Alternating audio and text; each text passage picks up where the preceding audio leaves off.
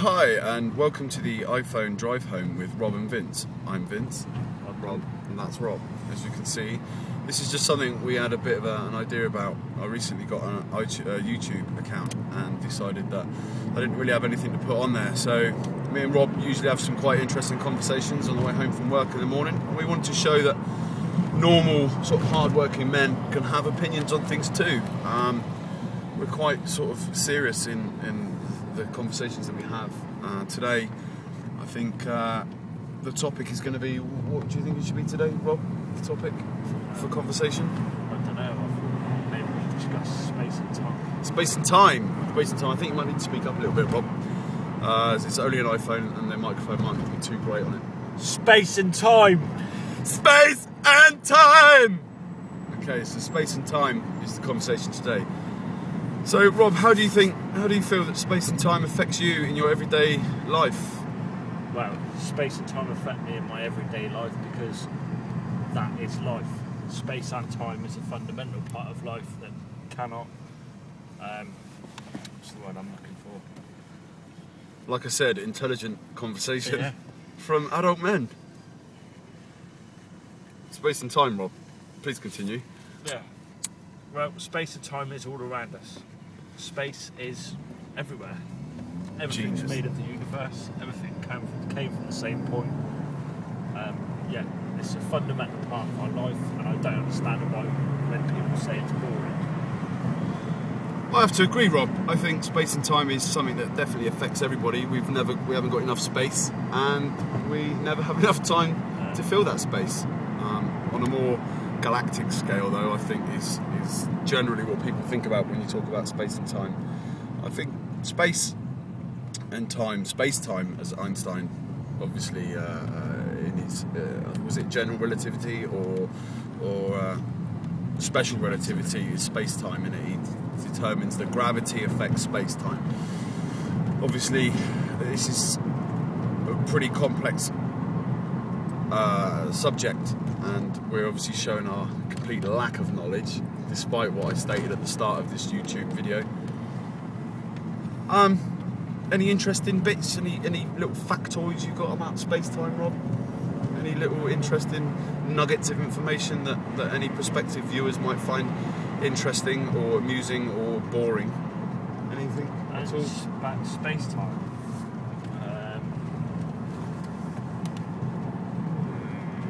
Don't let his facade fool you. The man is an intellectual genius. Can't think of it. What was it we talked about before about motion? About motion? Yeah. Oh, you're on about, that's with speed of light and stuff like that, yeah? About absolute stillness.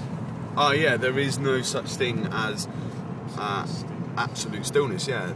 No such thing as non-motion. Everything moves. I think maybe not necessarily space and time, but a really cool little factoid that I read was about not quantum fluctuations, about was it probability, and about how it's not impossible for you to wake up on Pluto. Yeah. And that's about how everything has a wave function. This is famously the famous example is a double slit experiment done. I can't remember the guy who did it, but it's to do with if you have a piece of card with two slits in the piece of card. This is a great thing. You can find loads of videos of it on YouTube. It's brilliant.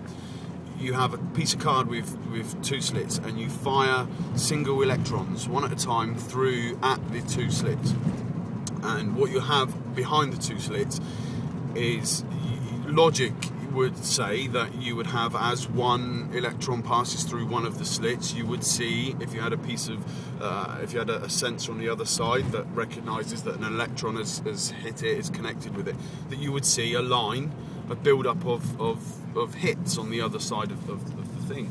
And when they actually did this experiment, they found that what you actually had was a series of lines, and it was as if that electron was passing through as behaving as a wave, yeah? That's right. Yeah, you've heard of this, Rob? Wave Heard of this? Have you particle. seen this? Have you heard of this?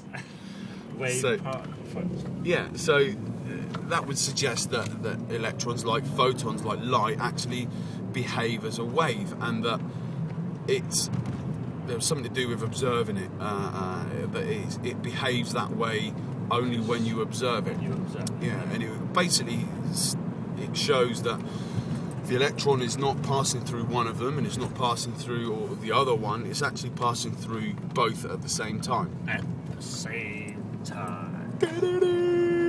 So that's pretty fucked up. I mean, I find that amazingly interesting. But going back to what I said about being on Pluto, that they actually believe that this is the same for atoms. Now, of course, we're all made of atoms. So if the atoms that we are made of have a wave function, then surely we could be in two places at the same time, or one place or the other place. So with that in mind, I'm sure that's the idea about this thing about probability, was that it's not impossible for you to wake up on Mars or Pluto. It's just improbable. Your position in the universe is where you are because that is the most probable place for all of your particles, electrons, whatever that you're made of. Now, any prospective viewers that are watching this that know anything about science will probably pick that statement to pieces and say, you don't know what you're talking about. Yeah. And probably quite rightly. Bullshit. Bullshit! Well, So, anything else, Rob? I mean, what, that was, what you I know... was talking about, well, to do with time, right? For instance, time is a constant, momentum is a constant. Ooh. I'm driving my car now at 30 miles per hour. The Earth is spinning on its axis as well as going around the Sun. Now the Sun is bobbing up and down in the galaxy as well as going around the galaxy. In the centre of the galaxy is a black hole. Now, also the galaxy is moving as a result of the Big Bang. So, if time is a constant and momentum is a constant, are the two related and linked? Because if you think about it, a satellite orbiting the Earth has a different time to what it does on the Earth. That's why you've got GPS. Yeah. It has to correct itself because it goes out of sync. Yeah, they have to write special software, don't they, Yeah. to allow for relativity. That's what it is, isn't it? It's relativity. Yeah, relativity.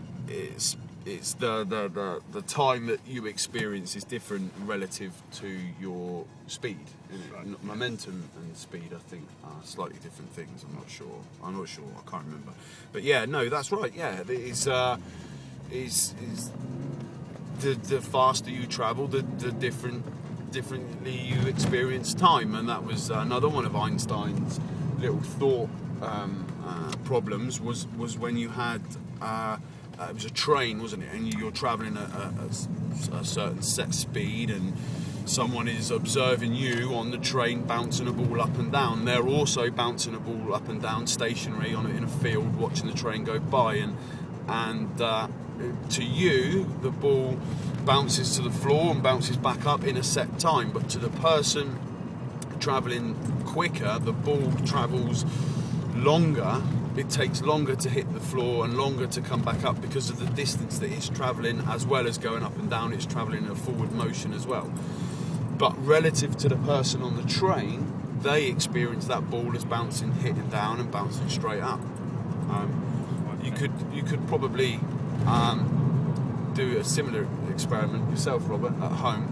If you're perhaps in a car travelling at 30 miles an hour, bouncing your balls up and down, while I'm outside the car observing you, as I do often, bounce your balls up and down, also bouncing my balls up and down, your balls would take longer to bounce than my balls. Yeah. And that's not just because you've got lighter balls. That's just relative. That's relativity. Yeah, relativity. Yeah. That's... Albert Einstein's relativity in a nutshell. Yeah, in a pair of nutshells. Yeah, in a pair of nutshells. Okay, yeah. So that's an interesting little nugget. I think you might enjoy that. Like I say, we're not experts on the matter, but we do like to discuss these kind of things. Yeah, anything else to do with the universe? What with the universe? Anything you like about the universe? Black holes are pretty fucked up, aren't they? Yeah, big time, mate. They are pretty fucked up.